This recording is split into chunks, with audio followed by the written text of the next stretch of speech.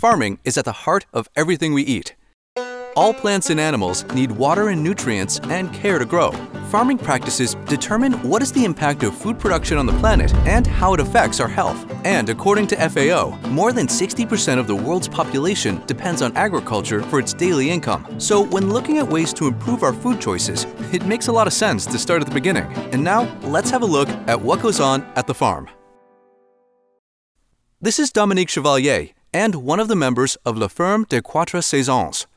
Le local, c'est de permettre aux consommateurs qui sont autour d'une exploitation de manger des produits qui vont leur parler parce qu'ils ont été produits localement. Ils ont une histoire, il y a des choses à raconter autour du produit. Un consommateur qui vient chez nous et puis qui consomme chez nous, c'est que quelque part, il partage un petit peu aussi notre façon de voir. En fait, c'est quand même prendre possession un petit peu de son territoire et de son espace et puis de dire, quelque part, moi, en tant que consommateur, je peux décider des choses, je peux orienter des choses. In the past century, the way we grow our food has undergone a massive transformation. As population grew in the 50s and 60s, we needed more food, and we needed it fast. Progress in science gave rise to the so-called Green Revolution. It meant the development and distribution of high-yielding grains, hybridized seeds, synthetic fertilizers, herbicides, and pesticides. The results were overwhelming. Norman Borlaug, the father of the Green Revolution, is credited with saving over 1 billion people from starvation. But there is a dark side to the Green Revolution, including damage to the environment, unequal access to food, poor livelihood of smallholder farmers, and negative impact on human health. High-efficiency crops led to less diversity in the food we grow and eat. In the same time, industrial agriculture has had a massive impact on our natural systems. Forests are being cleared for cropland, which means less CO2 is absorbed by trees.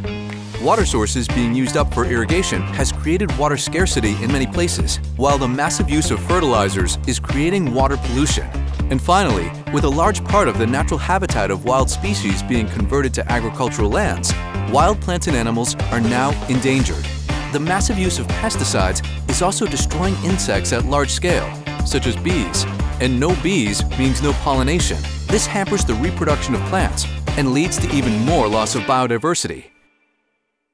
Après, l'entretien du sol est vachement important, sur savoir qu'est-ce qu'on fait avec notre sol.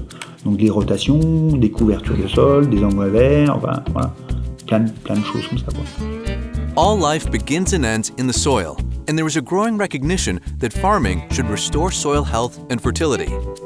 Les vergers qui sont conduits en bio, c'est des endroits où on va remettre des nichoirs pour certains oiseaux, pour des chauves-souris, on va pas couper l'herbe, on va laisser l'herbe pousser. Donc l'herbe va monter en graines, ça va nous faire des espèces de coussins qui vont protéger le sol, donc qui vont permettre de ne pas avoir d'érosion parce que l'eau elle va rester dans le sol. Les insectes ils vont pouvoir avoir quelque chose à manger, et ça va faire un écosystème qui est cohérent. Voilà. Yet, nitrates and pesticides, combined with intensive farming, are still responsible for degrading 33% of agricultural land globally. However, Dominique has found some solutions for this. Quand on fait un désherbant, quelque part, on va avoir des résidus dans les sols. Faut pas se leurrer. Alors, plus les sols ont de la matière organique, quelque part, moins le lessivage est fort. C'est-à-dire que tout est un petit peu arrêté dans la matière organique. Si les sols sont que gravier, s'il n'y a pas de structure dans les sols, là, au niveau du lessivage, c'est beaucoup plus compliqué. Donc nous, par exemple, ça, c'est un truc qu'on intègre avec les composts. Donc tous les composts qu'on fait avec le fumier des vaches, et ben ça fait un truc qu'on ramène sur les sols et du coup qui amène la matière organique. Et puis ça fait un système d'éponge aussi. C'est-à-dire que la matière organique, quand elle est dans le sol, quand il pleut, la matière organique se regonfle, mais plus on en a, plus on a cette capacité d'avoir une réserve, quoi. And this is very important because reducing water means more moisture is kept in the soil. Je pense que réellement, il faut aller vers des techniques qui consomment peu d'eau. Donc dans les vergers, là maintenant, on essaye d'installer des systèmes où l'irrigation, on la porte dans le sol. C'est-à-dire qu'on va mettre au pied des arbres des tuyaux, un tuyau de chaque côté du rang, mais qui vont être dans la terre, à 20 cm de profondeur. Ce qui fait que ça nous permet de travailler le sol juste sur des petites bandes, sans choper les tuyaux. Et quand on met les systèmes d'arrosage en route, il n'y a pas d'évaporation. Donc l'eau, elle va vraiment où il y a les racines, mais surtout elle ne s'évapore pas. La Ferme des Quatre Saisons is a family-owned farm. Globally, there are more than 570 million farms, most of which are small and family-operated. In the long run, Sustainable farming helps restore soil and makes crop production more resistant to climate change and extreme weather, which is especially important for farmers in developing countries. Plus, farmers save money by using traditional seeds, not buying expensive GMO seeds or too much fertilizers. Growing different crops also makes more economic sense, since farmers are less dependent on the price of one crop. This is why more and more countries are investing in regenerative, sustainable agriculture. L'intérêt de l'agriculture locale, c'est qu'il faut qu'elle soit diversifiée. Il faut pas que les gens soient des spécialistes. Ou alors qu'il y ait des spécialistes, mais pour plein de choses. C'est-à-dire qu'une concentration comme Genève ici, il faudrait que Genève puisse s'alimenter sur les 100 km qui sont autour de Genève. Par contre, il faudrait que les agriculteurs s'organisent pour tout produire autour de Genève.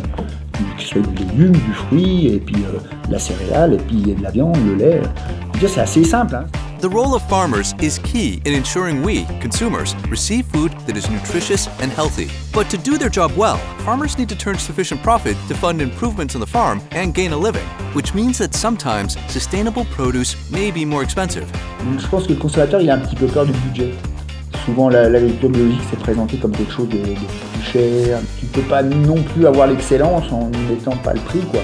For many food products, there are rules and standards on how to protect the soil and water and respect animal welfare. Most countries, for example, have standards on what can be labeled as organic, but there are many labels out there specific for certain type of food. Tu as des signes de qualité qui vont être sur la qualité gustative, et puis tu as des signes de qualité qui vont plutôt sur l'environnement. Donc le bio, c'est vraiment plutôt environnement, et une AOC reblochon, ça va vraiment être qualitatif. N'empêche qu'on voit quand même avec le temps, tu ne peux pas faire de la qualité si au départ, tu n'as pas respecté certaines techniques de production. Par exemple, pour faire du reblochon, tu ne vas pas faire d'ensilage. Donc tu ne vas pas donner des produits fermentés à tes animaux. Quand une vache elle fait du reblochon, elle est entre 5 et 6 000 litres de lait. Elle n'est pas à 12 000. Parce que quand elle est à 12 000, tu ne fais pas la même chose. Donc du coup, tu ne peux pas assurer une bonne transformation des produits. Before a product can be sold bearing such a label, farms and processing companies are inspected and certified. Rules may vary across countries, but labels generally indicate food that is good for the planet, good for farmers, and good for the quality of products, or all three at the same time. A healthier planet starts at the farm, and you can directly support better farming by buying products that indicate sustainable, regenerative farming. If possible, buy from local markets or co-ops. And when you see open days at the farm, don't miss out. C'est le moment où ils se rendent compte de ce qui se passe, vraiment. Ils vont sur une plante, ils voient que sur une plante, tous les fruits ne sont pas de la même façon, de la même grosseur. Il y en a des plus jolis que d'autres. Et d'un seul coup, ça les interpelle. C'est-à-dire que le consommateur il a tellement l'habitude d'acheter des trucs qui sont... que je ne sais pas s'il mesure tout le temps qu'il y a des différences. Là, tu es vraiment dans une communication forte.